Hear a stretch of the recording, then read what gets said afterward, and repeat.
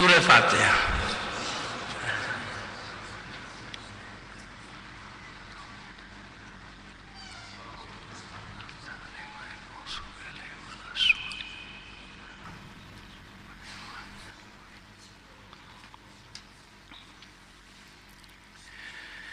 اعوذ باللہ من الشیطان الرجیم، بسم اللہ الرحمن الرحیم، الحمد للہ رب العالمین، الصلاة والسلام علی اشرف الانبیاء والمرسلین، سیدنا و نبینا ابی القاسم محمد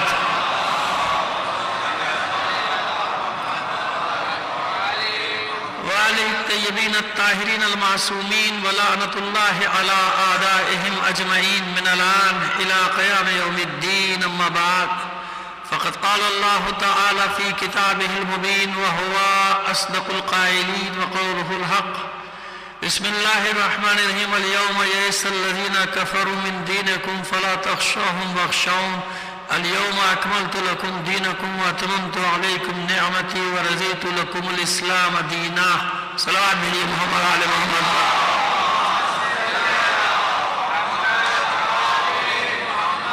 آپ سے درخواست ہے آج کی مجلس برائے سر ثواب ڈاکٹر فروخ علی ابن سید احمد علی کے تمام مرحومین اور حاضرین کے تمام مرحومین اور تمام شہداء ملت جعفریہ کی سر ثواب کے لیے فاتحہ پڑھ کر بخش دیجیے گا۔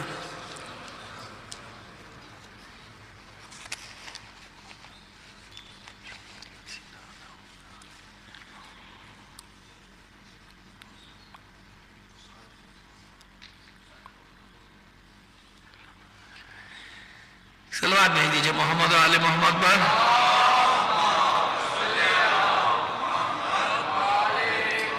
اس سے بہتر انداز میں ایک سردی شکن صلوات بھیج دیجئے۔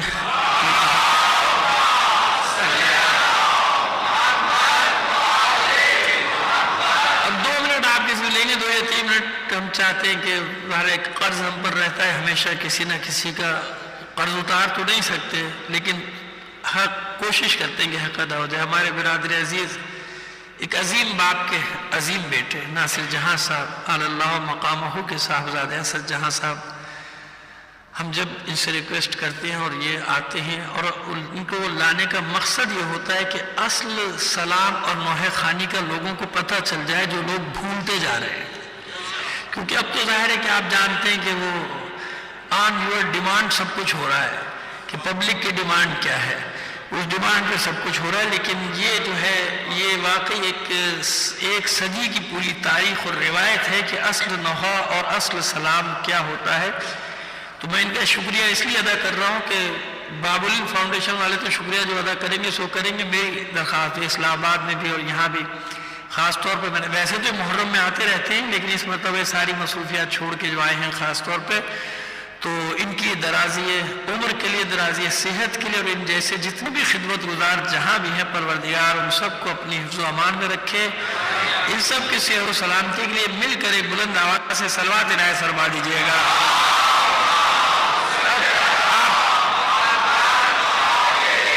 اگر آپ کا کوئی پروگرام ہے آپ جانا چاہتے ہیں، بے شک آپ کو ہے، نہیں بار اور صلوات عنایت فرما دیجیے گا۔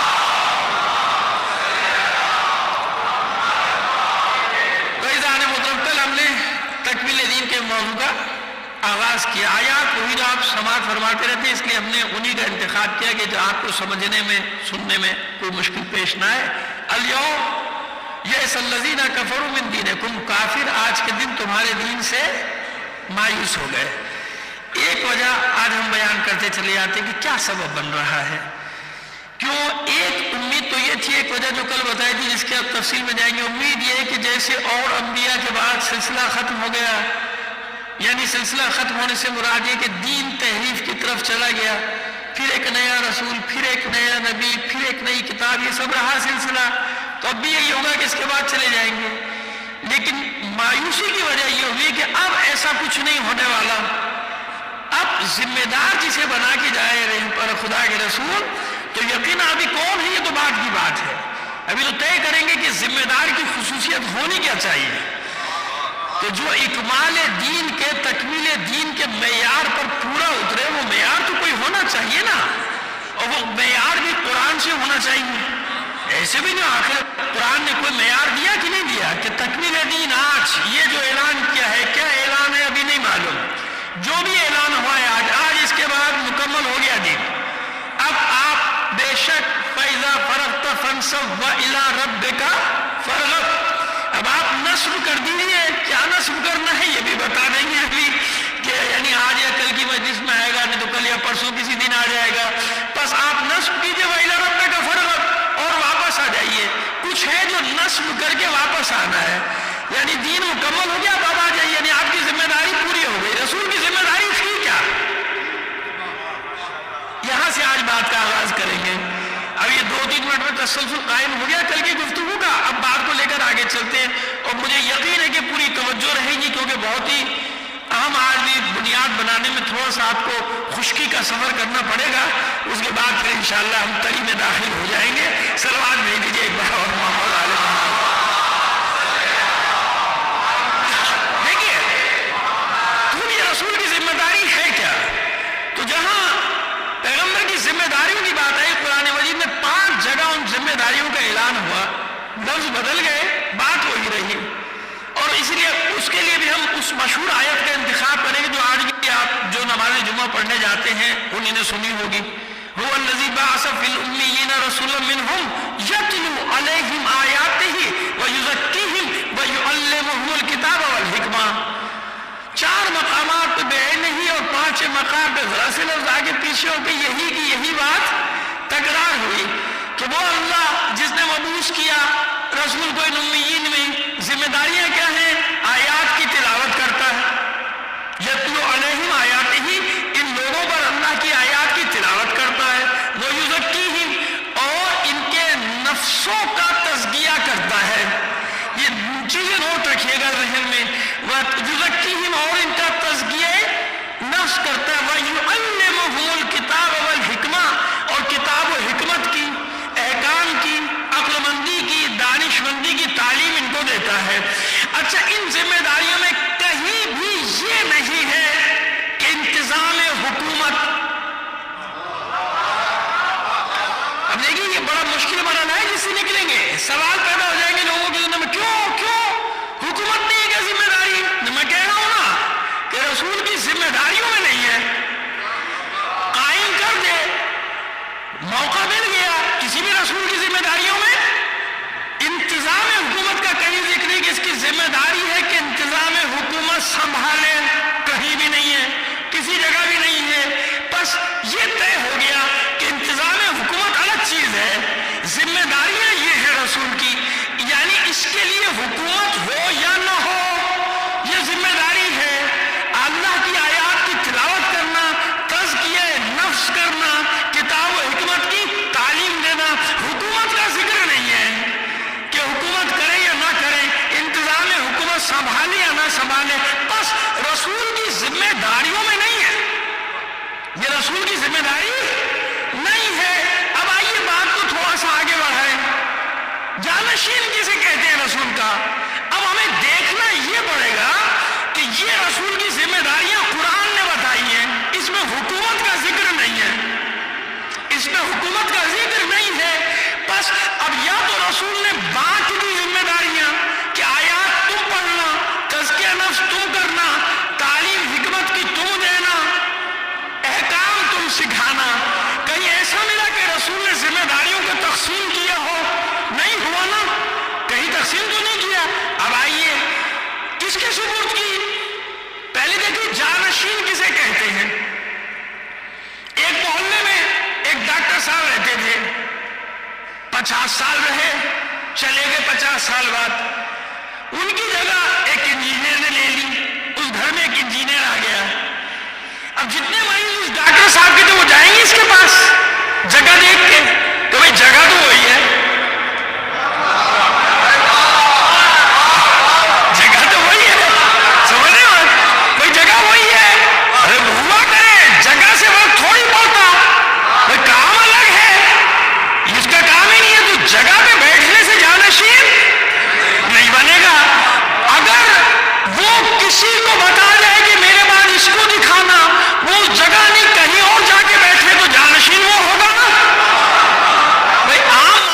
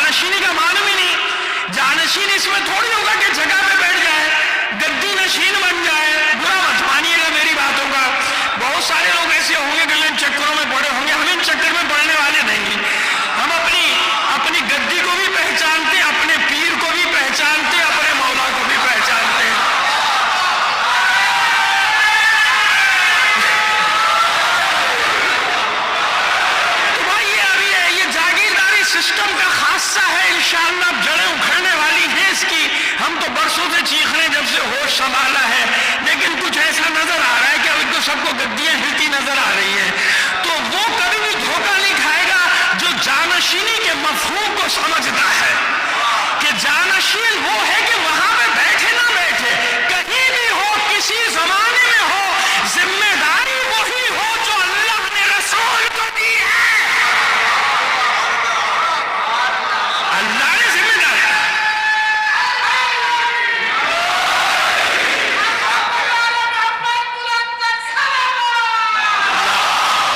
سمجھ رہے ہیں بات؟ دیکھیے بالکل. اور یہ میں تو بہت معمولی طالب ہوں، لیکن اس کو اللہ کی ایک عطا بھی سمجھتا ہوں کہ آپ یقین جانیے کہ اسی محرم میں اسی موضوع میں میں یہ تیسری جگہ پڑھ رہا ہوں، لیکن عجیب یہ عطا ہے مولا کی کہ عنوان مضامین ہر جگہ مجھے نئے نئے عطا ہوتے چلے جاتے ہیں. مفاہیم اللہ دیتا چلا جاتا ہے، مفاہیم نئے میرے ذہن میں آتے چلے جاتے ہیں. اب یہ مضمون میں نے پہلے نہیں پڑھا، لیکن آج 2 گھنٹے سے تلاش کر رہا تھا کہ کوئی ایسی بات کہ جس سے جانشینی کا ایک مطلب مفہوم واضح ہو جائے، وہ مجھے عطا ہو گیا.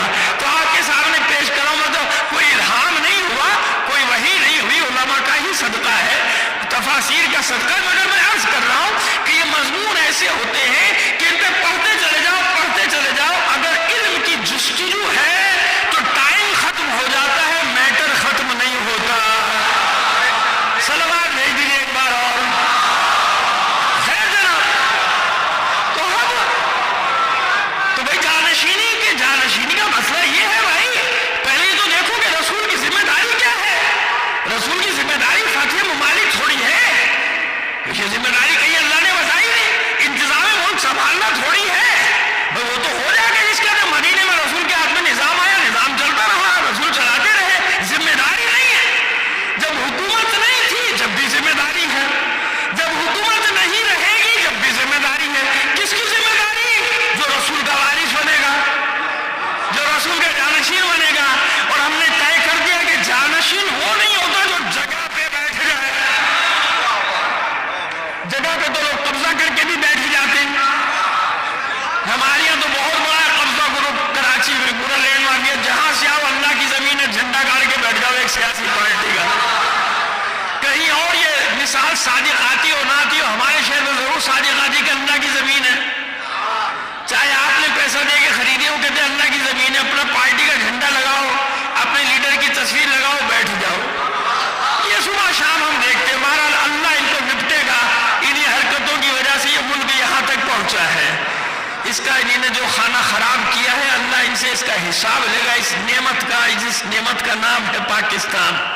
اس نعمت کے ساتھ جو انہیں خیانت کی ہے یہ بخشے نہیں جائیں گے. چیزیں سب ملوث ہیں، کسی کو آپ نہ سمجھیے گا. یہ سارے کے سارے ایک ہی تھالی کے چٹے بٹے. کبھی نیا نام لے کے ادھر چلے جاتے ہیں، کبھی چھلانگ مار کے ادھر بھاگ جاتے ہیں، کبھی چھلانگ مار کے ادھر آ جاتے ہیں. سب چور ڈاکو لٹیرے. اور گندے تالاب میں اگر ایک خوبصورت مچھلی آ جائے تو وہ بھی گندی ہی ہو جاتی ہے. یہ میں نے ان لوگوں کے لیے کہہ دیا کہ جو بیچارے اکا دکا اچھے نہیں پڑے ہوں گے اس امید پر کہ شاید کبھی حالات ٹھیک ہو جائیں. تو یہ گندے تالاب میں اس اچھی مچھلی کی مثال ہے کہ بیچاری مچھلی گرتی ہے، آخر میں یہ بھی گندی ہو جاتی ہے یا مر جاتی ہے. وہاں ایک صلوات اور بھیجیے محمد آل محمد پر. تو چلیے بات کو آگے بڑھائیں. کہاں سیاست ریاست بیچ میں آ گئی.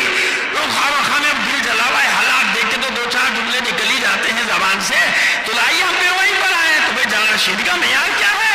ذمہ داری ادا کرنا. بس پہلی ذمہ داری کیا ہے؟ آیات کی تلاوت. ہماری آیات کی تلاوت کرتا ہے ان پر. تو بس ذمہ داری جو یہ ذمہ داری لے گا، جس پر یہ ذمہ داری آئے کہ رسول ہی کی طرح آیات کی تلاوت کرے، لے کے چلیں گے آپ کو بھی ایک منزل تک لے کے جائیں گے. بھائی ذمہ داری تو یہ ہے نا. تو جانا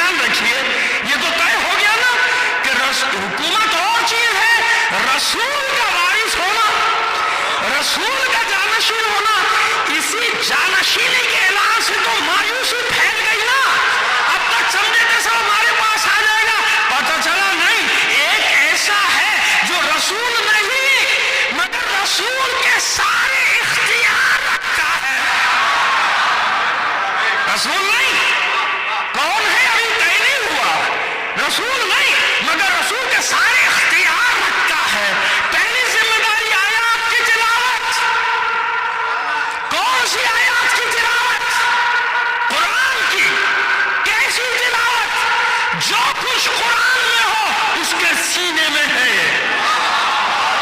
اور سینے میں قرآن ہونے کا مطلب کہ سارے علوم، کائنات کے جتنے بھی علوم ہیں، اولین آخرین سابقین، سب کے علوم اس کے پاس ہیں۔ جو بھی یہ فرد ہے اس کے پاس یہ سارے، کیونکہ رسول کے پاس ہے، تو رسول جانتے ہیں کہ کہاں کس آیت کی تلاوت کرنا ہے، جبھی تو آگے پیچھے ہے نا۔ قرآن جس ترتیب سے آپ پڑھتے ہیں ایسے نزول قرآن تو نہیں ہے نا، تو رسول جانتے ہیں نا کہ آپ قرآن تو جانتے ہیں رسول یہ قرآن ہے، لیکن کہاں کن آیات کا موقع ہے تو اس محل سے تو رسول واقف ہے نا، کہ کہاں کس آیت کی تلاوت کرنی ہے، کس سورہ کی تلاوت کرنی ہے، وہ تو خدا کا رسول جانتا ہے۔ لہذا جیسے رسول پر اترا ہے ایسے کا ایسے وہاں ہونا چاہیے، جو بھی ہو۔ اب تفصیل میں بعد میں جاتا ہوں، پہلے حدیث پیش کر لیتا ہوں۔ اگر کوئی انکار کرے گا تو حوالے دے دیں گے، ہمارا اصول یہی ہے کہ اگر انکار کرے گا، منع کرے گا ہمارے یہاں نہیں ہے تو پھر بات کریں گے۔ ابھی ہم دعویٰ کر رہے ہیں کہ مستند روایتوں میں سے ہے، اس کی اسناد دونوں طرف موجود ہیں، ہمارے یہاں بھی اور ادھر بھی، کسی میں جرأت نہیں کہ انکار کر دے۔ سمجھا نہیں، اگر سمجھ لیتا تو نقل نہ کرتا اپنی کتابوں میں، بغیر سمجھے نقل کر دیا۔ ارے ذمہ داری ہے رسول کی آیات کی تلاوت کرنا ویسے جیسے کہ تلاوت کا حق ہے۔ تو اب دیکھو حدیث کے لفظ کیا ہیں، علی مال حق، علی مال قرآن، والقرآن ما علی، علی قرآن کے ساتھ ہے، قرآن علی کے ساتھ ہے۔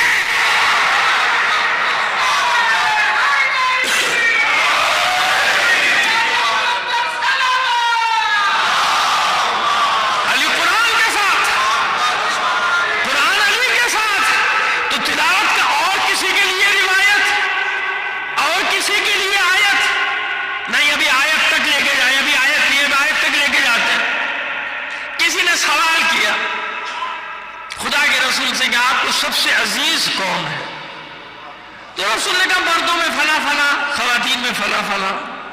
وہ بڑا حیران ہوا کہ علی کا تو نام ہی نہیں آیا۔ ہاں، تو رسول نے پوچھا، علی سے پوچھا کہ مولا خدا کے رسول آپ نے سن کا بتا رہی ہے پسندیدہ، علی کہاں ہے؟ کہ تم کیسے عجیب آدمی ہو، مجھ سے میرے نفس کے بارے میں سوال کر رہے ہو۔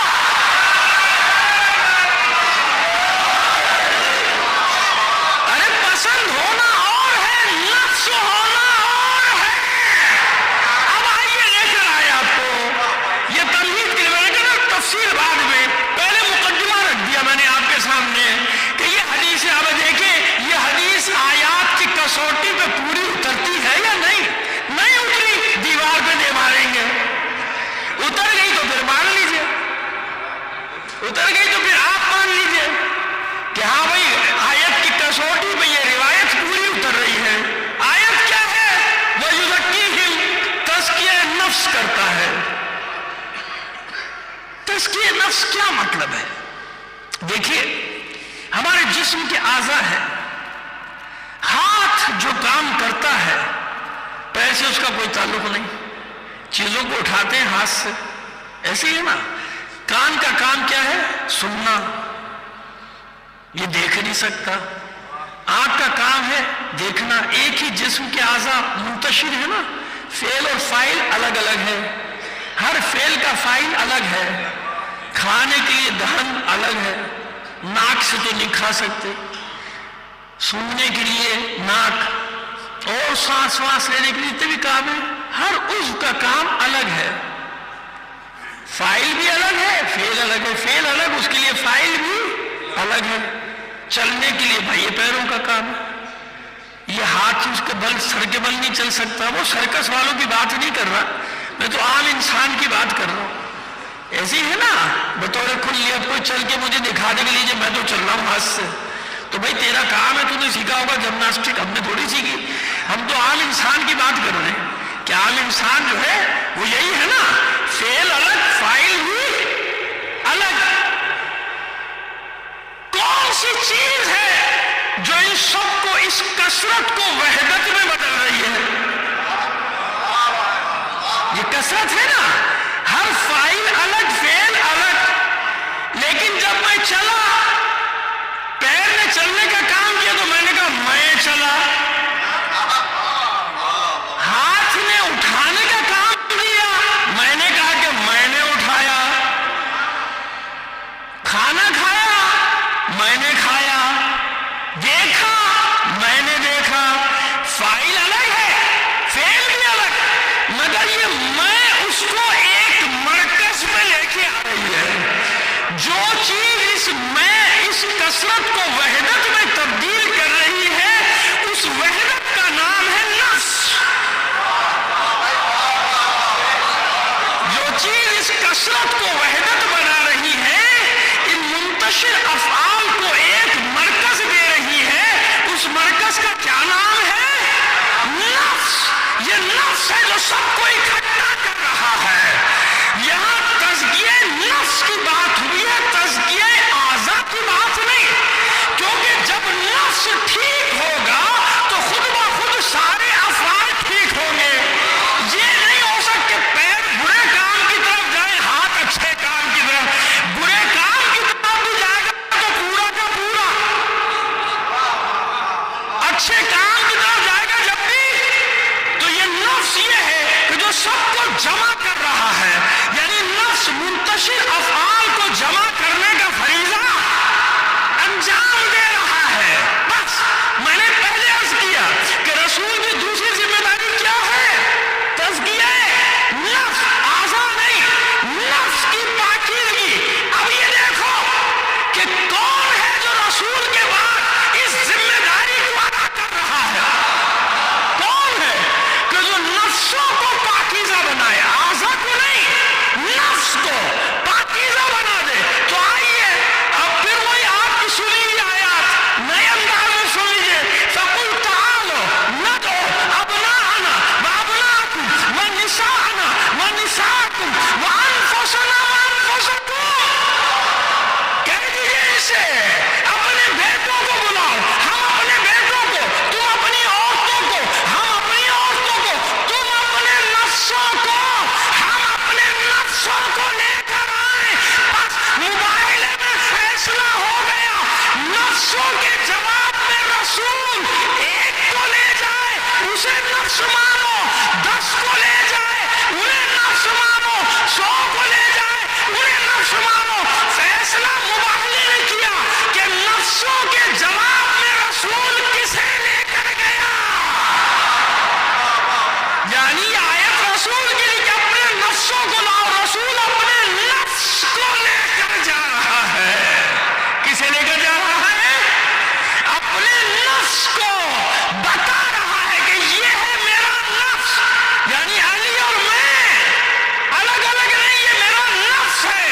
اللہ نے حکم دیا رسول کو، آئیے دلیل کو محکم کرنے، قاتل فی سبیل اللہ، جاہد نہیں، جاہد تو ہے کئی جگہ، کیونکہ جہاد وسیع مفہوم رکھتا ہے۔ تلوار سے جہاد جہاد اصغر قرار پایا، اخلاقی جہاد جہاد اکبر، قلم کا جہاد، زبان کا جہاد ہے نا، علمی جہاد، فکری جہاد، جہاد کی تو مختلف شکلیں، لہذا کہہ سکتے ہیں کہ ہمیں رسول نے جہاد ہر طرح کا کیا۔ یہ ہے قاتل، قتال کیجئے، قتال کا مطلب ہی تلوار سے لڑنا ہے، تلوار سے لڑنا۔ کوئی مجھے بتائے، اللہ کا حکم ہے رسول کے لیے، اے رسول قتال کیجئے، جہاد نہیں، جہاد کا لفظ تو آیا کئی جگہ، یہ جو میں کہہ رہا ہوں یہاں حکم ہے کہ قتال کیجئے، قتال، تلوار سے لڑیے۔ کوئی مجھے بتائے نکال کے کہاں رسول نے معاذ اللہ ظاہری طور پہ اس حکم کو پورا کیا؟ کہاں لڑے تلوار سے؟ بتائیے۔ حالانکہ حکم ہے رسول کو، حکم کسے آ رہا ہے؟ رسول کو آ رہا ہے، تو قاتل فی سبیل، لڑیے اللہ کی راہ میں، قتال کیجئے، جنگ کیجئے۔ کوئی ایک جنگ بتا دیجئے کہ رسول لڑے ہوں، کہیں تلوار نہیں چلائی رسول نے، کہیں بھی نہیں لڑے، تو پھر معاذ اللہ یا تو آپ کہیے کہ ایک حکم ایسا ہے جس پہ رسول نے عمل ہے، کسی بھی بس کہہ دے میں نے تو رکھ دیا سوال، بتائیے بھائی کس جنگ میں تلوار چلائی، کہاں قتال کیا رسول، تو کہیں ملی لڑے، نہ بدر میں نہ احد میں ایک زخم لگایا تھا کسی کو، اس کی مثال کسی کو دینا بھی نہیں چاہیے۔ وہ بعد میں جا کے بنا جو بھی ہوا وہ قتال میں نہیں آیا، نہ خندق نہ خیبر، کہیں بھی رسول نے تو قتال نہیں کیا۔ آیت کہی ہے رسول آپ قتال کیجئے، لڑیے، ہے نا سوال، تو بلائیے جواب، کیا تعویل کریں گے؟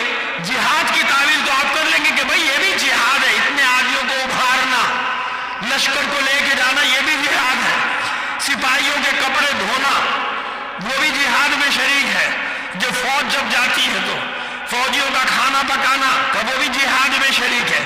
جہاد الگ ہے، قتال الگ ہے۔ یقیناً وہ بھی مجاہد ہے جو کمرے میں بیٹھ کے کمانڈ کر رہا ہے، فوج کو خود تو نہیں لڑ رہا لیکن جہاد میں شریک ہے، سالار کی حیثیت سے ہے نا، اور وہ بھی جہاد میں شریک ہے جو سپاہیوں کا سامان اٹھا رہا ہے، جہاد میں تو سب شریک ہے، لیکن قتال کہاں ہوتا ہے؟ جہاں خود لڑا جائے، جہاں تلوار چلائی جائے، جہاں بندوق چلائی جائے۔ تو مجھے بتائیے نا قتال کہاں کیا رسول نے؟ حکم آیا تو یا تو مانیے کہ نہیں رسول ایک حکم ایسا تھا، یا کوئی تعویل لے کر آ جائیے، نہیں تعویل لا نہیں سکتے آپ اس آیت کی، قاتل فی سبیل اللہ، قتل کیجئے، قتال کیجئے اللہ کے راہ۔ ایک صلوات عنایت فرمائیے گا۔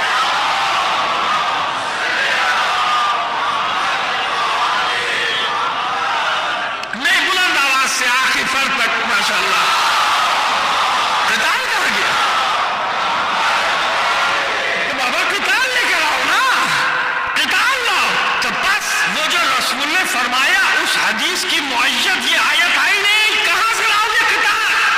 پہلے تلاش کرو کہ رسول کسے اپنا نفس قرار دے رہا ہے، کون ہے اس کا نفس؟ جب وہ نفس سے پیغمبر قرار پا جائے تو پوری زندگی دیکھو اس کی، پھر وہ حدیث رکھو کہ تو کیسا عجیب آدمی ہے، مجھ سے میرے نفس کے بارے میں سوال کر رہا ہے، اور پھر احد کے میدان میں رسول کا یہ فرمانا دیکھو، یا علی حربوں کا حربی، حدیث قصہ میں دیکھ لینا، حرب لمن حاربکم وسلم لمن صاربکم، ہر اس سے میری جنگ ہے جس سے تمہاری جنگ ہے، اور ہر اس سے میری دوستی جس سے تمہاری دوستی۔ تو رسول کا قتال نظر نہیں آئے گا، بلکہ رسول بیان کرتے چلے جائیں گے، یہ جو علی کی لڑائی ہے میری لڑائی ہے۔ جیسے اللہ اپنے رسول کے لیے کہتا ہے کہ وما رمیت اذ رمیت ولکن اللہ رمی، اے رسول آپ نے نہیں مارا، آپ نے کنکریاں نہیں ماری، بلکہ یہ تو ہم مار رہے تھے۔ تو بس ایسے ہی علی کو جنگ کرتے دیکھ کے خدا کا رسول فرمایا علی یہ تیری نہیں میری لڑائی ہے، اس کے سوا قتال رسول کا جواب کوئی نہیں لا سکتا، کیونکہ کسی کی لڑائی کو اللہ کے رسول نے اپنی لڑائی قرار نہیں دیا۔ تو یہ دوسری چیز، دوسری ذمہ داری قتال کی، دوسری ذمہ داری نفس کے پاک کرنے کی، نفس رسول ہے، تزکیہ نفس کرنے کا حق اسی کو ہے، انتظام حکومت کوئی سنبھالے، آیات کی تلاوت، تزکیہ نفس، یعلمہ الکتاب والحکمہ، کتاب و حکمت کی تعلیم دیتا ہے۔ کہیں گے صاحب کہاں جی، گھر میں بیٹھے رہے، 25-26 سال تو موقع ہی نہیں ملا، صرف ضرورت کے وقت آتے تھے، اپنی کام نکال کے نکل لیتے تھے، ایسے ہی ہوتا تھا نا، مشکل پڑتی تھی تو آ جاتے تھے، پھر چلے گئے، اجازت کہاں تھی۔ اچھا ایک بات بتائیے، اسی نفس کو ذرا سا اور آپ کے سامنے اور آسانی سے واضح کر دیں۔ ایک شخص ڈاکٹر ہے، گھر میں بیٹھا ہے، کوئی علاج کرانے آئے گا تو علاج کر دے گا، کوئی نہیں آئے گا تو نہیں کرے گا. جب وہ نہیں کر رہا تو ڈاکٹر ہے یا نہیں؟ ہے نا. یعنی وہ ملکہ تو ہے نا اس کے پاس، ملکہ ہے نا. ڈاکٹر ہونے کا ملکہ تو ہے. عالم جس کے لیے کہ قیامت کے دن فریاد بھی کریں گی تین چیزیں، قرآن، ایک مسجد، ایک عالم. یہ کہ درمیان تھے مگر یہ جاہلوں کے پیچھے دوڑ رہے تھے. آج نہیں تو کوئی بھی زمانہ رہا ہو، ہمیں کوئی زمانے سے بحث نہیں. ہم تو بتا رہے ہیں کہ حدیث رسول ہے کہ قرآن فریاد کرے گا کہ مل کے درمیان تب پڑھتے نہیں تھے. مسجد فریاد کرے گی کہ میں تھا، مجھے آباد نہیں کی، میں تھی اور مجھے آباد نہیں کرتے تھے. ایک عالم فریاد کرے گا کہ میں ان کے درمیان میں تھا اور یہ فائدہ نہیں اٹھاتے تھے. کوئی انہیں شوق ہی کچھ اور تھے، ان کے شوق ہی کچھ دوسرے تھے. مولوی کو رکھا تھا نکاح پڑھا لو، جنازہ پڑھا دو، استخارہ دیکھ دو، کوئی بیمار ہو جائے تو قرآن کی ہوا دے دو. یہ قرآن کا کام تھا، یہ مولوی کا کام تھا. تو عالم جب کوئی مسئلہ پوچھنے آیا بتا دیا، جب کوئی نہیں پوچھ رہا تو وہ عالم ہے یا نہیں ہے؟ یعنی ملکہ ہے نا، ملکہ تو موجود ہے نا اس کے پاس، کسی بھی میدان کا ہو، عالم ہو، استاد ہو، انجینئر ہو، ڈاکٹر ہو. بھئی ہر وقت کوئی کام ہے تو کرے گا، نہیں ہے تو یہ اس سے سلب تھوڑی ہو گیا، سلب تو نہیں ہوا نا. تو بس اب یہ ان لوگوں کا قصور ہے نا کہ جن لوگوں نے فائدہ نہیں اٹھایا. دعوے دار تو ایک ہی ہے نا کائنات میں رسول کے بعد، جس نے رسول کے پردہ فرمانے کے بعد دعویٰ کیا سلونی سلونی سلونی قبل ان تفتدونی. اس نے تو اعلان کر دیا تھا کہ جو پوچھنا جہاں سے پوچھنا، جو پوچھنا چاہتے ہو جہاں سے پوچھنا چاہتے ہو مجھ سے پوچھ لو قبل اس کے کہ مجھے کھو دو. تب یہ نہ پوچھنے والوں کا قصور تھا کہ نہیں پوچھا، اعلان کرنے والا تو موجود تھا کہ جہاں سے پوچھنا ہے پوچھ لو، میں بتاؤں گا. اور جن لوگوں نے پوچھا انہیں فائدہ ملا نہیں ملا؟ کتاب حکمت کی تعلیم دی نہیں دی؟ جناب فضہ کو، جناب قمبر کو، ہمارے یاسر کو، مصر تمام کتنی فہرست ہے آج تک، صدقہ جاری ہے کہ نہیں؟ تو یہ ہے رسالت کی ذمہ داریاں.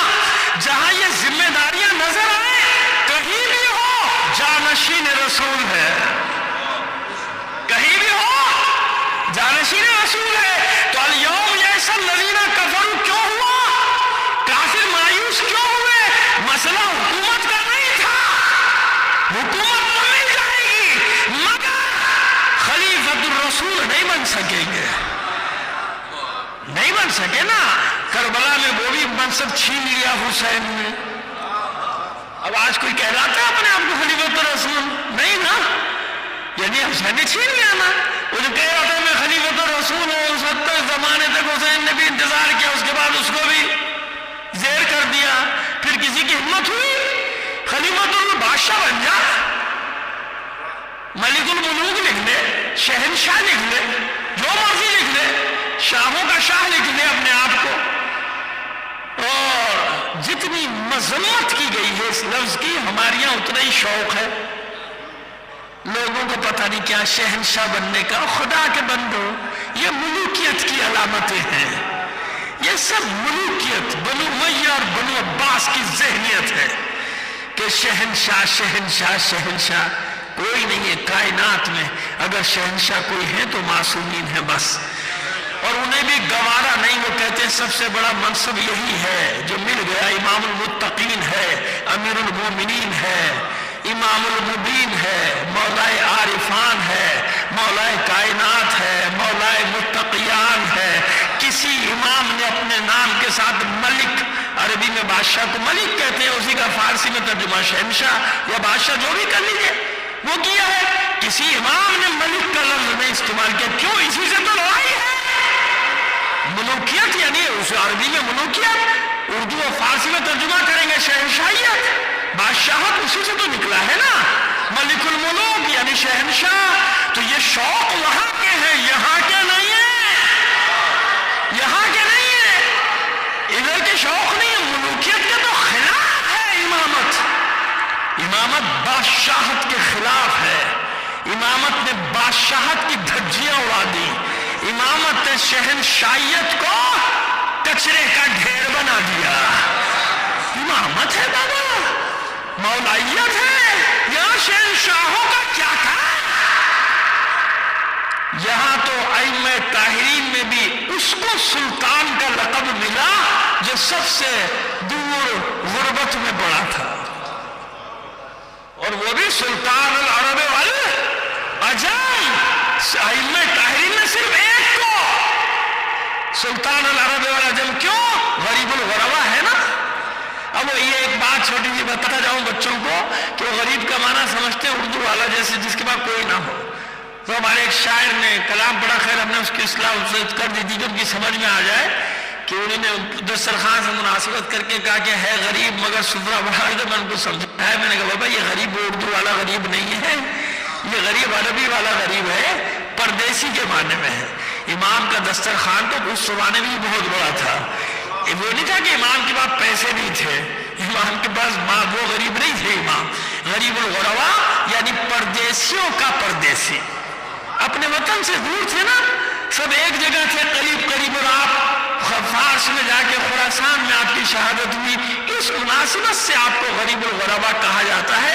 اور اسی لیے سلطان العرب والعجم اس پردیسیت کی بنا پہ، ورنہ ائمہ طاہرین میں سے کسی کے ساتھ ملک کا لفظ نہیں ملے گا، کہیں نہیں ملے گا۔ یہ شوق ادھر کے اس طرف کے، تو تعلیم دینے والا کیسا؟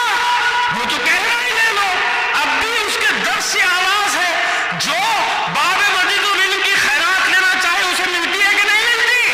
تو یہ دیکھو کہ رسول کی ذمہ داریاں کہاں ہیں۔ غدیر خم میں یہی تو ہوا تھا، اور کیا ہوا؟ یہ تھوڑی کہا تھا کہ میرے بعد بادشاہ یہ ہے، میرے بعد خلیفہ یہ ہے، ہو یا نہ ہو میں مولا بنا کے جا رہا ہوں،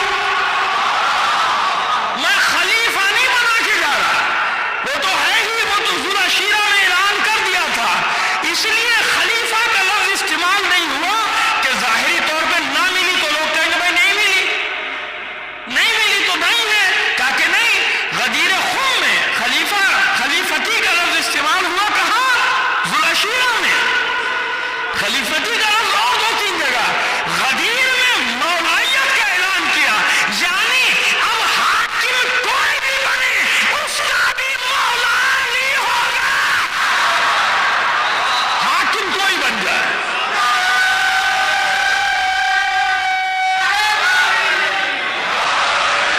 بنایا ہے، حاکم تھوڑی بنایا، یعنی دنیاوی طور پر مولا، یعنی وہ مولا کہ حاکم کوئی ہو اس کا بھی مولا علی ہوگا، حکومت کوئی لے جائے مولا علی ہوگا، کیوں؟ ذمہ داریاں ہیں۔ تو وہ کون سا دن ہوا؟ اليوم یئس الذین کفروا من دینکم، آج ایک بات ہوئی ہے، کل زندگی رہی اتمام نعمت میں بات کریں گے۔ جب یہ سب چیزیں جمع ہو جائیں گی تو بالکل آئینے کی طرح شفاف ہو کے مطلب سامنے آ جائے گا کہ ہاں جو ہم کہہ رہے ہیں وہ کیا بات ہے، کہ یہ ساری چیزیں کس دن جمع ہوئی، کہ کافر مایوس بھی ہوا، دین مکمل ہوا، اور اتمام نعمت بھی ہوا، یعنی اللہ کی نعمتیں بھی تمام ہو گئی۔ یہ بات کریں گے، لیکن یہ تو پتہ چل گیا نا کہ مایوسی کی وجہ کیا تھی؟ مایوسی کی وجہ حکومت نہیں ہے، مایوسی کی وجہ یہ ہے کہ رسول پر جو اللہ نے ذمہ داریاں دی تھی، رسول کو جو ذمہ داریاں سونپی تھی، آج رسول نے ان ذمہ داریوں کے منتقل ہونے کا اعلان کر دیا کہ جیسا میں مولا ہوں ویسا یہ علی مولا ہے، اور قیامت تک یہ ذمہ داریاں ادا کرتا رہے گا، ایک علی نہیں،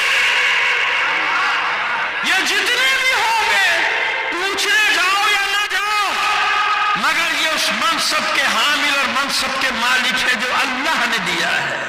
دنیاوی حکومت آئے یا نہ آئے، یزکیہم ویعلم یتلو علیہم آیاتہ ویزکیہم ویعلمہم الکتاب والحکمہ، کتاب و حکمت کی تعلیم دیتا ہے، یہ تزکیہ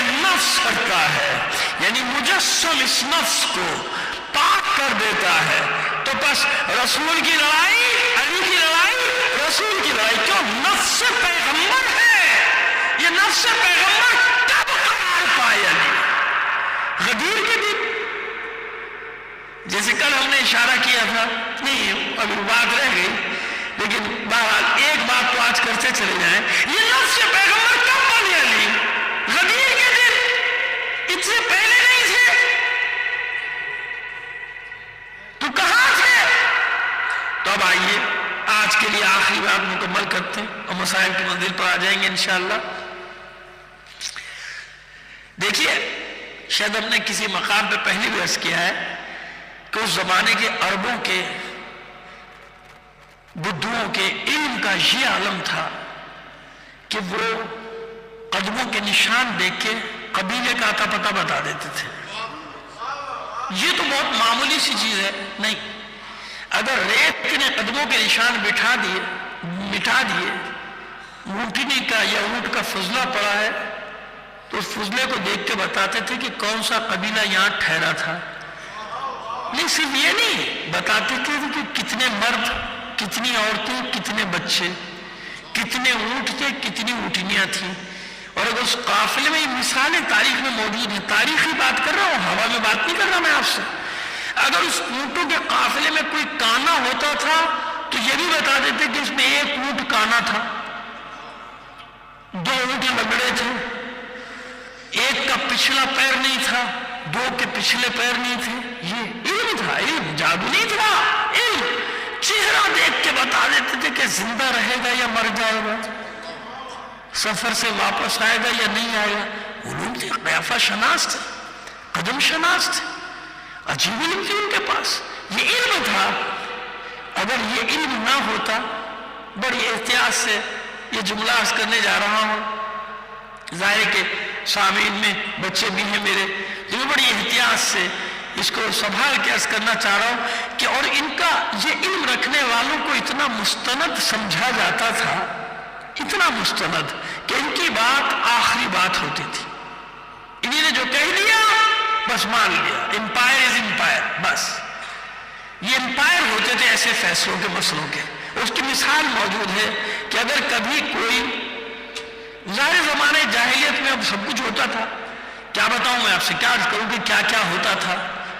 ज़ियाद इब्न सुमैया, जिसको उसकी माँ के नाम से मंसूब किया गया था, बाद में किसी ने अपना भाई बना लिया। उसके इतने बेचारे की इफ्शागरी हुई, बेचारा क्या बड़ा खबीस था, इतनी इफ्शागरी हुई उसकी कि परेशान हो गया कि तूने अच्छा भाई बनाया, जिसको नहीं पता था उसको भी पता चल गया कि मैं क्या हूं। ये मुकद्दमा है तारीख का। तो जब कोई ऐसा पैदा होता था तो मालूम हुआ घर के बाहर 9 आदमी लड़ रहे हैं, तलवारें लिए खड़े मर्द, कि जी मेरा बेटा, वो कहता मेरा बेटा, वो कहता मेरा बेटा, तलवारें चल जाती थी। तो ऐसे वक्त में इन्हें बुलाया जाता था। इस इल्म के रखने वाले को वो सबकी शक्लें देखता था और बच्चे को देखता था, और जिस पर वो हाथ रख देता था तलवारें नियाम में चली जाती थी। क्यों? यानी इतना मुस्तनद होता था उसका फैसला कि भाई इसने कह दिया या अब इसका बच्चा ले जाओ। वलीद मदून का भी ऐसे ही फैसला हुआ था। इमाम हसन ने फिर बताया था कि तेरा असली बाप कौन था। सलवार भेजिए मोहम्मद आले मोहम्मद पर। जी बस अब तो खैर इख्तिताम पर ये अल्लाह से फिर भी आगे बढ़ाइए, पीछे से इशारा हो रहा। हालांकि कल मैंने ऐसी पढ़ी थी कि मुझे लग रहा था आज आधा मजमा हो जाएगा, मगर आज तो बढ़ गया। आप लोग जरा सा आंखें खिसकाइए, पीछे काफी लोग आ गए, हाल बढ़ गया। अल्लाह अब बैठ गया ऐसा, उस समय मैं इसको समेट रहा हूँ बयान को अपने। खैर बस किसा का जितने काफी है, क्योंकि मैं समेट रहा हूँ बयान को। तो अजीजों अब समझ में आया कैसा इल्म था। साख्त देख के पहचान लेते थे, पुष्ट से पहचान लेते थे कि कौन है, किस कौम का। बाप का नाम नहीं मालूम तो कबीले का बता देते कि बनी तैम का जा रहा है। पुष्ट देख के, कदो कामत देख के पहचान लेते थे आदमी को। अब जो मैं आपके सामने मुकद्दमा रखने जा रहा हूं, फैसला आप खुद कीजिए, ताकि एक आज के लिए दलील बन जाए। शब हिजरत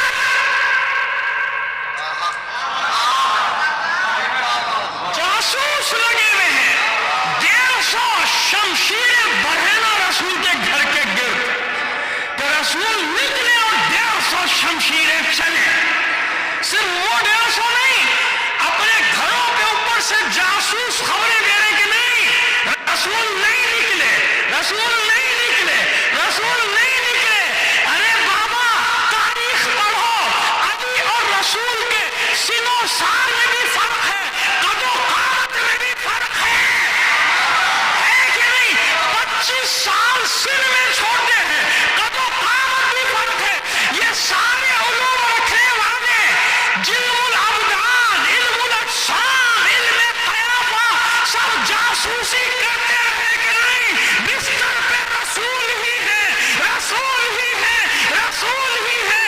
اگر بدل جاتا پڑھ کر تو کہہ دیتے نہیں آج سونے والا کوئی اور ہے، محمد نہیں ہے، محمد نہیں. بس یہ وہ رات پہلا اعلان تھا رسول کا کہ علی میرے بستر پہ سوئے گا. گواہی کفار قریش دیں گے کہ علی نہیں محمد لے کے رہے.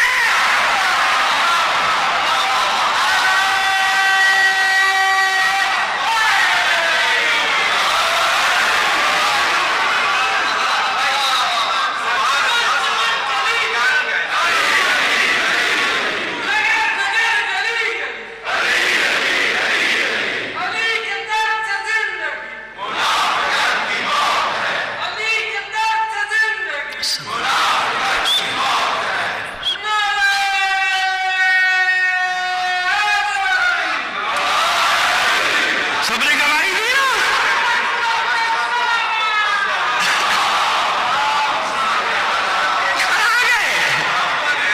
کہاں گئے یہ سارے علوم رکھنے والے؟ سب نے گواہی دی کہ نہیں محمد ہے، محمد.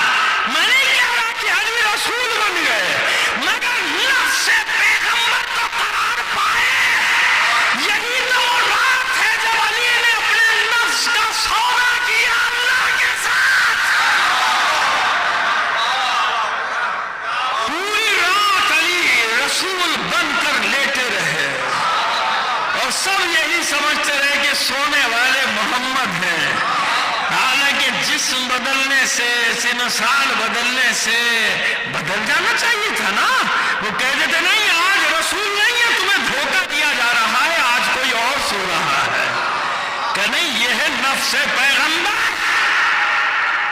اس لیے رسول وارث اسے بنا کے جائے گا جو اس کا اپنا نفس ہو. دوسرے کو کیوں تو مایوس کیوں ہوئے؟ جانتے ہیں کہ حکومت اور ہے، نفس سے پیغمبر ہونا اور ہے.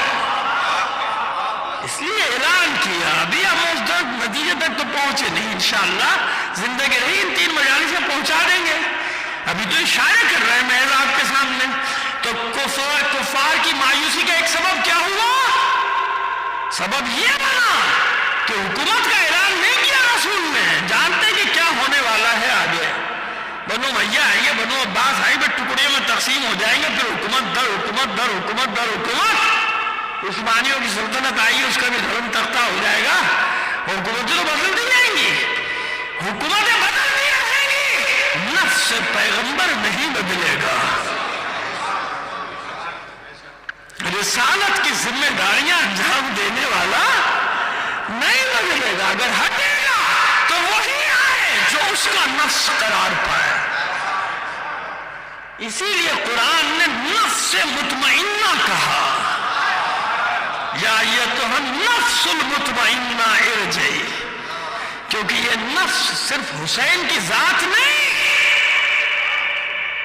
یہ نفوس ہے جو کربلا میں موجود ہیں. اب اس کو ہم اگر سلسلہ بناتے چلے جائیں تو یوں قرار پاتا ہے کہ نفس سے رسول قرار پائے علی، اور علی کے بعد نفس سے پیغمبر قرار پائے حسن، حسن کے بعد نفس سے پیغمبر قرار پائے حسین، اور حسین نے کربلا میں نفوس مطمئنہ کو جمع کر لیا. یہ نفس مطمئنہ ہے.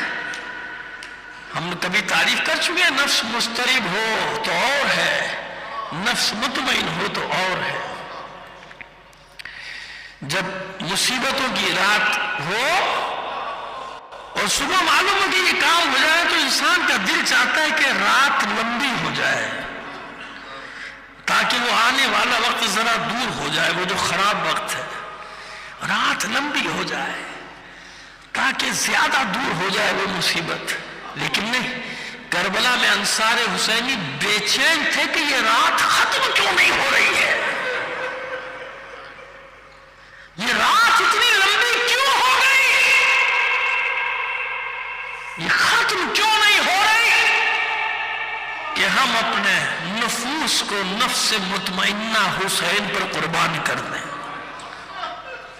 हर एक की यही ख्वाहिश है ना। जनाब उम्मे रुबाब सलामुल्लाह अलैहा 2 बच्चे करबला में, एक 6 माह का शहजादा अली असगर है, 7 महीने कह लीजिए, 8 महीने, 6 से लेके 11 माह तक का तस्करा हम इस बहस में नहीं पढ़ते। 11 माह का रख लीजिए, है तो शीरखार ना। एक शीरखार है, एक 4 साल की बच्ची सकीना। शबे आशूर आपको ये मां गिरिया करती नजर आएगी, रिवायात में रोती नजर आएगी। क्यों रो रही है? आप इसलिए गिरिया फरमा रही हैं कि सुबह क्या मुसीबत आने वाली है हम पर। इस बीवी के गिरिया फरमाने का सबब यह है कि काश अली असगर तू इतना बड़ा होता कि तलवार उठा लेता। और मोहम्मद मैदान में जाएंगे, कासिम मैदान में जाएंगे, अली अकबर मैदान में जाएगा, मैं क्या करूं? मेरे पास तो कुछ भी नहीं। एक तू है शीरखार अली असगर, एक 4 साल की बच्ची सकीना, मैं अपने वाली पे क्या फिदा करूं? कैसा गिरिया था जनाब उम्मे रुबाब का कि अब मशीयत ने भी तय कर लिया कि फातह करबला भी तेरा अली असगर और फातह शाम भी तेरी बच्ची सकीना। बस कोशिश करता हूं जो मुझे हुक्म दिया गया है मसाइब के बाब में जनाब सकीना का जिक्र करने का कोशिश करता हूं। कौन है सकीना? इसी बच्ची के लिए कहा जाता है कि शायद नाम रुकैया था और सकीनतुल कल्ब हुसैन कहते थे, यानी मेरे दिल का सुकून। और अगर नाम ही सकीना हो, रुकैया दूसरी बच्ची, कोई हरज नहीं, कोई हरज नहीं। तो अब हम सकीना ही कह के मसाइब पढ़ेंगे। यही बच्ची है सकीना, यही 4 साल की बच्ची, जिंदान में जिसकी कब्र मुताहर है, ये वही बच्ची। करबला के सारे इम्तिहान एक तरफ, सकीना का इम्तिहान एक तरफ। ये मैं नहीं कह रहा, बल्कि ऐसी रिवायतें मौजूद हैं जिनमें सैयद शुहदा का ये फरमान मौजूद है कि हमने अल्लाह से दुआ की थी, एक बच्ची, एक बेटी ऐसी दे जो मेरे बगैर ना रह सके, मैं उसके बगैर ना रह सके, और जब तेरी राह में मुझे उसे छोड़कर जाना पड़े तो मैं चला जाऊं।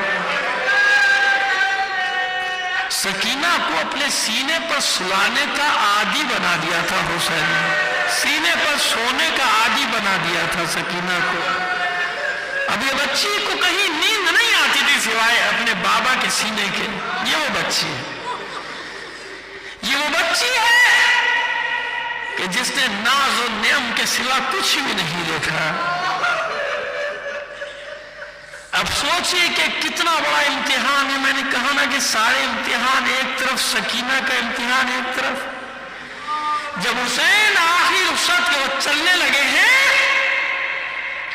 तो 2 ताकीदें जो खास की थी सानिया ज़हरा को, एक सैयद सज्जाद से मुताल्लिक और कहा था ज़ैनब मेरी बच्ची सकीना से होशियार है।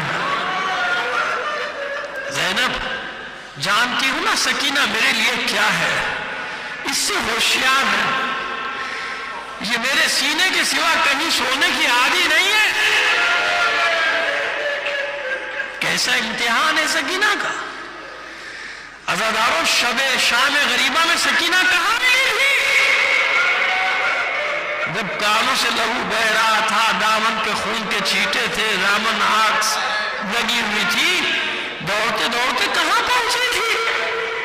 रात में जब ज़ैनब ढूंढती फिर रही थी कि सकीना कहां है, एक नशेब सी आवाज आई थी, मेरी बहन आहिस्ता बोलो, आहिस्ता, अभी अभी मेरी बच्ची सोई है। जब आवाज की सुनते गई तो देखा एक सर बुरीदा लाशा घोड़ों की टापों से ऐसे पामाल हुआ है कि जमीन से यकसा हो गया। اس بے سر کے لاشے کے سینے میں سر رکھ کے سکینہ سو رہی ہے. بچی کو اٹھایا, حیران ہو کر پوچھا میری بچی یہ تو کہاں سو رہی؟ کہا پھوپھی اماں مجھے چھوڑ دو, میں بابا کے سینے پہ آرام کر رہی. میری شہزادی سکینہ تو نے پہچانا کیسے کہ میرے بابا کا سر ہے, یہ تیرے بابا کا جسم اثر ہے؟ وہ بچی کہتی ہے پھوپھی اماں مجھے نہیں معلوم, میں تو دوڑ رہی تھی میدان میں, میرا دامن جلا ہوا تھا اور میں چلاتی پھر رہی تھی بابا بابا بابا. اس لاشے سے آواز آئی تھی میری بچی یہاں آ جا,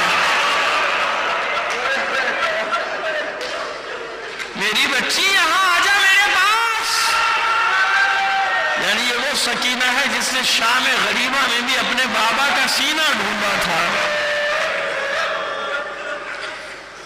یہی تو وہ سکینہ ہے کہ جب دربار شام میں یزید نحس نے سوال کیا تھا اس بچی سے کہ حسین تو تم سے, تمہیں حسین سے کیسی محبت تھی, تو اس بچی نے کہا تھا کہ کیوں دکھے ہوئے دل کو چھیڑتا ہے, بس اتنا سن لے کہ 10ویں سے آج تک میں سو نہیں سکی,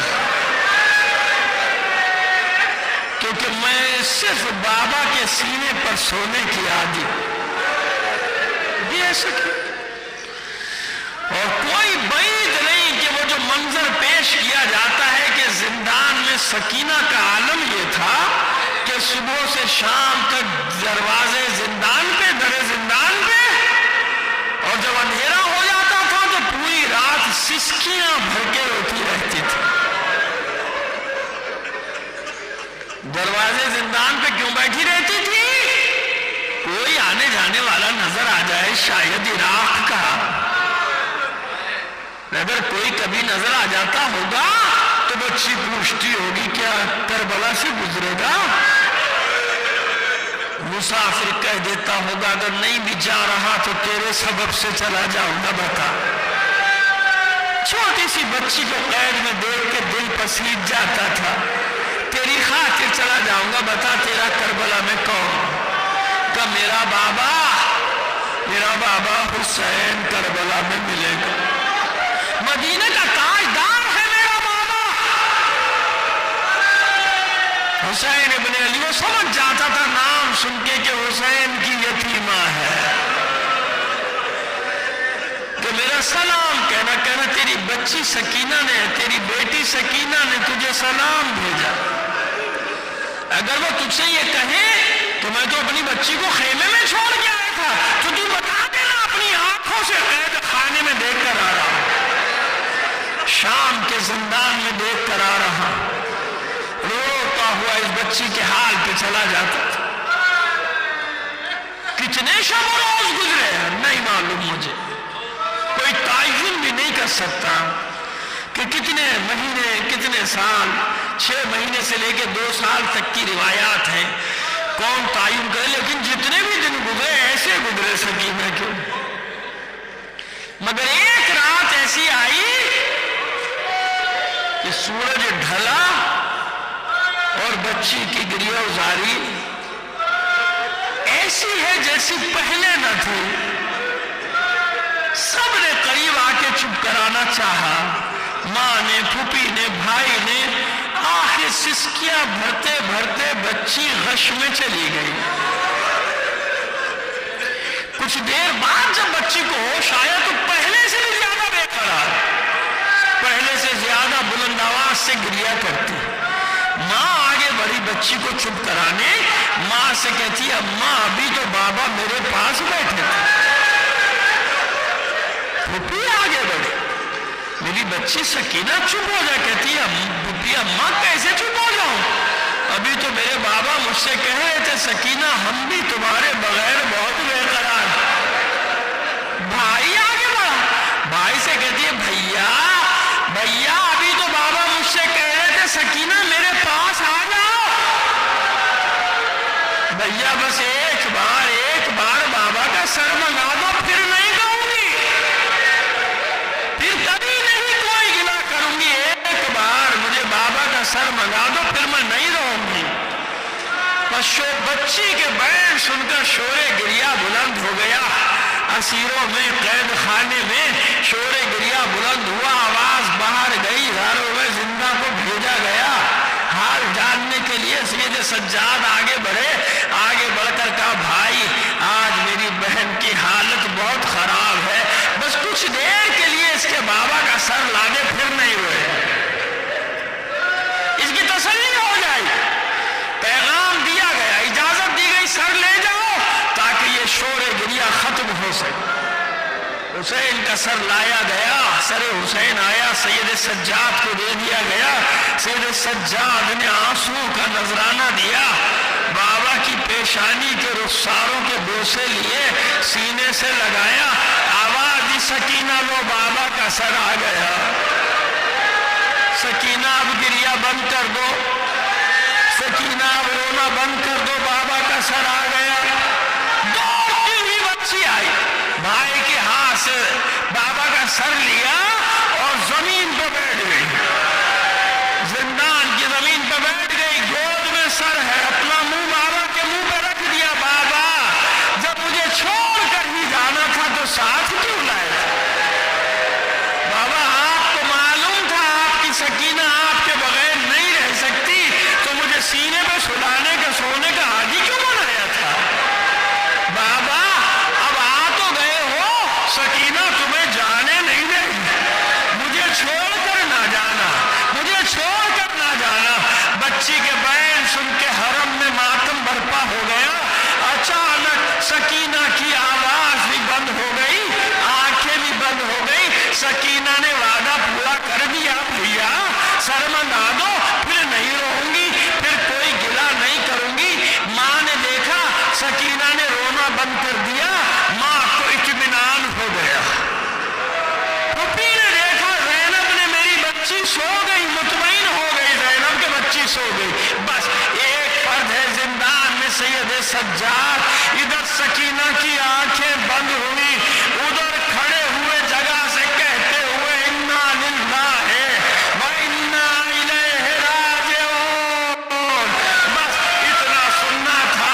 ثانیہ زہرا گھبرا کر کہتی ہے اے سید سجاد ابھی تو میری بچی سوئی ہے، ابھی تو اس کی آنکھیں بند ہوئی ہیں، ابھی تو اس نے رونا بند کیا، یہ تم نے کیسا کلمہ زبان پہ جاری کر دیا؟